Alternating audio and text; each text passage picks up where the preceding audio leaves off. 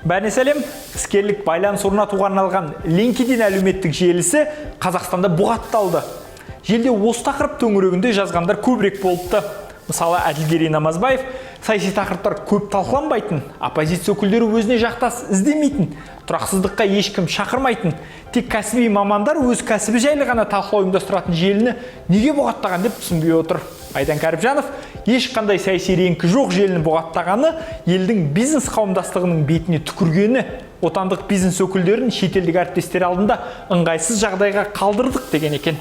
Ал Мөлдір Махмудаева LinkedInді бұғаттау адамдарды армандаған жұмысына орналасу мүмкіндігінен айыру деп жазыпты.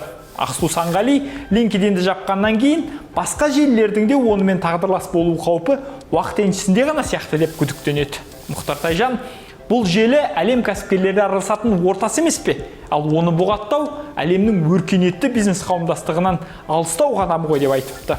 Айжан Хамид, бұл желіні бұғаттау арқылы Қазақстан Солтүстік Кореяға бір қадам жақындай түсті дейді. Расул Рысманбетов, LinkedInді бұғаттау аздық етеді. Қазақстанда Google мен Яндекс сияқты іздеу жүйелерінде бұғаттап тастау керек деп әзілдеген екен. Сонымен, менде әзірге осы азаттық парақтарынан көз жазбаңыздар. Келесі кездескенше.